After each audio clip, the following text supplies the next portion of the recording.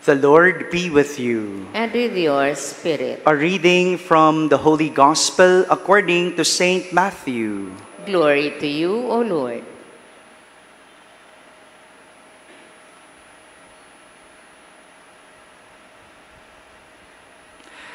Jesus said to his disciples, "Stay awake, for you do not know on which day your Lord will come. Be sure of this, if the master of the house had known the hour of night when the thief was coming, he would have stayed awake and not let his house be broken into. So to you also must be prepared, for at an hour you do not expect the Son of Man will come. Who then is the faithful and prudent servant whom the master has put in charge of his household to distribute to them their food at the proper time? Blessed is that servant whom his master on his arrival finds doing so. Amen, I say to you, he will put him in charge of all his property. But if that wicked servant says to himself, 'My master is long delayed,' and begins to beat his fellow servants and eat and drink with drunkards, the servant's master will come on an unexpected day and at an unknown hour and will punish him severely and assign him a place with the hypocrites, where there will be wailing and grinding of teeth." My friends, the Gospel of the Lord. Praise to you, Lord Jesus Christ. Good evening, my dear brothers and sisters. Good evening, Father. Could you kindly greet the person beside you? Good evening. Stay awake. No. I'm not telling you to stay awake. No, this is the message of Jesus to his disciples in our gospel today. Stay awake. Could you say that? Stay awake. Pakitingnan nga po yung katabi. Tignan lang po, then tingin na sa akin ulit. No? In Filipino, we say, "Huwag kang tutulog-tulog." Have you heard that expression? Have you heard the expression of, "Huwag kang natutulog sa pansitan"? Have you heard that? Have you heard that? Right? In the Tagalog version of our gospel, the Tagalog translation of "stay awake" is magbantay. Magbantay. Is that the same? Stay awake and magbantay. Are they the same? Pag titignan natin, parang mali yung translation. Stay awake at magbantay. But in Filipino, we have a saying, "Huwag kang tutulog-tulog" o "Huwag kang natutulog sa pansitan." A colloquial language which means be vigilant. Di ba yun ang ibig sabihin nun? Huwag kang natutulog sa pansitan. No? Be vigilant. Be on guard. And you see, this is also what Jesus meant as he pertains to the coming of our Lord. To stay awake. For we do not know the day of his coming. So yung expression sa Filipino na "huwag tutulog-tulog", "huwag natutulog sa pansitan" means to be on guard. To be vigilant. So staying awake and magbantay are the same. It is then a right translation. Huwag tutulog-tulog, for we do not know when the day of the coming of God will happen. Kaya nga, kinumpara ni Jesus ang pagdating ng Panginoon sa isang thief or magnanakaw na dumadating sa oras na hindi natin alam. Is it right? Di ba po, ang magnanakaw dumadating sa oras at sa panahon na hindi natin alam. Tama po ba? Hindi nyo alam, ninanakawan na tayo ngayon. Alam nyo po ba yon? Sino nagnanakaw? Huwag na tayo magsabi ng mga pangalan. Ano po? No, patay ako eh. No? But we know, yes, ninanakawan tayo.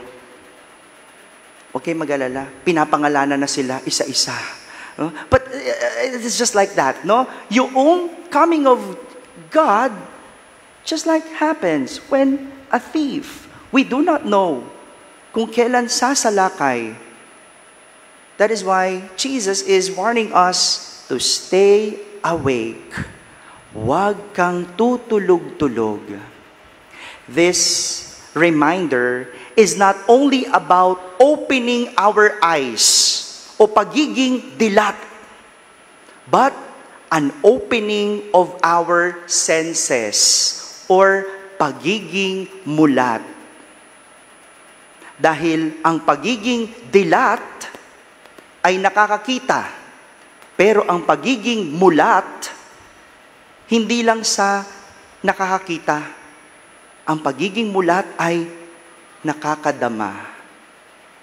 You see the difference between pagiging dilat at pagiging mulat? Ano pong pinagkaiba ng dalawa? Ang dilat, kapag pumikit, pwedeng hindi makakita. Tama po ba? Pikit nga po kayo. Sample lang. Huwag masyado matagal, ha? Baka matuloy. No? Pikit po. Di ba wala tayong nakikita? At kapag wala ka nakikita, hindi mo alam saan ba yung tamang daan. No? Or else matutumba ka, mahuhulog ka, maliligaw ka. Pag nakapikit ka, wala ka nakikita. Hindi mo alam ang tama at mali. Pero ang mulat, kahit pumikit, alam pa din niya ang tama at mali. Alam niya ang mabuti sa hindi. Dahil ang dilat, mata ang ginagamit sa pagtingin.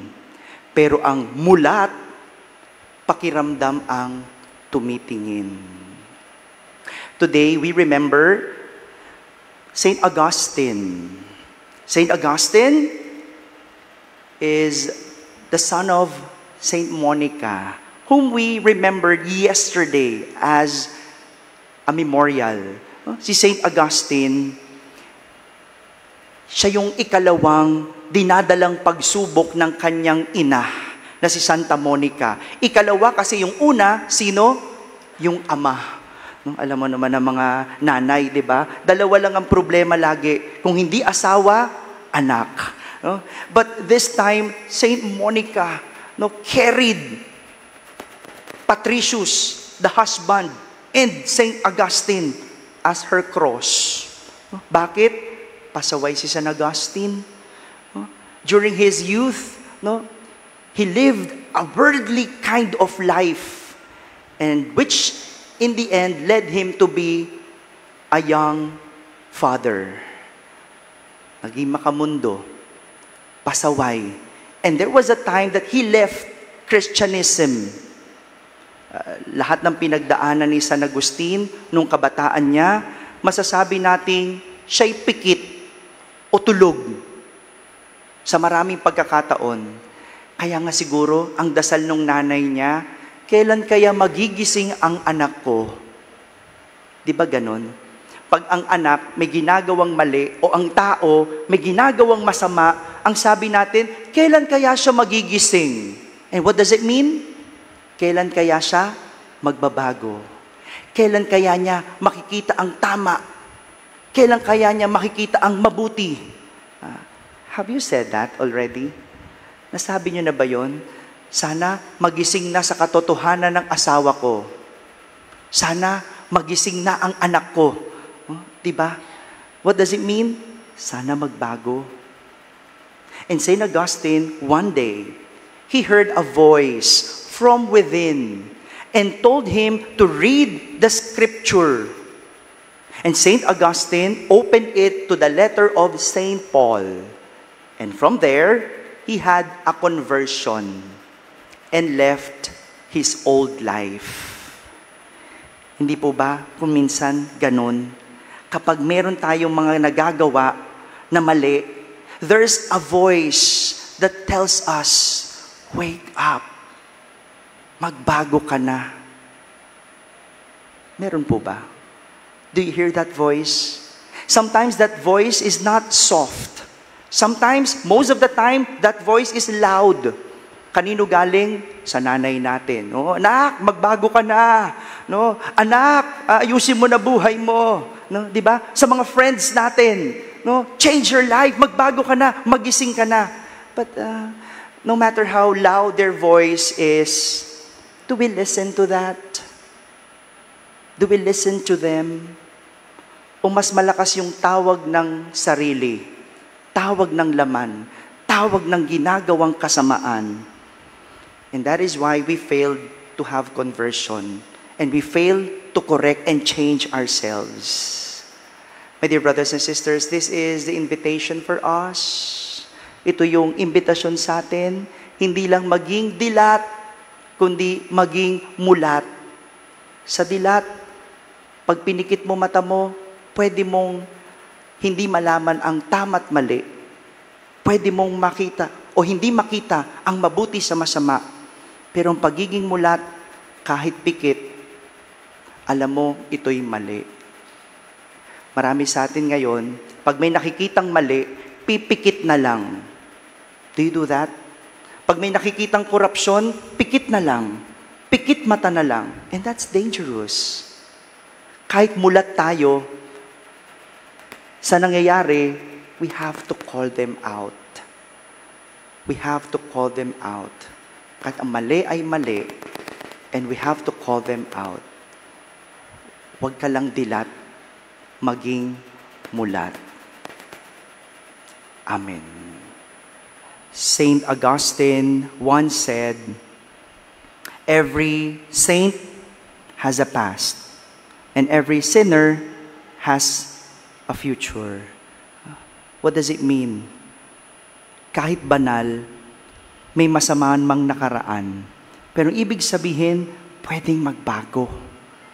Pwede tayong tulog ngayon, pero one day, gigising tayo at magbabago. And this is the challenge for us. Hindi lang maging dilat, sa huli, maging mulat. The Lord be with you. And with your spirit. And may Almighty God bless you all, the Father and the Son and the Holy Spirit. Amen. Our celebration is ended. Go in peace to love and serve our Lord. Thanks be to God.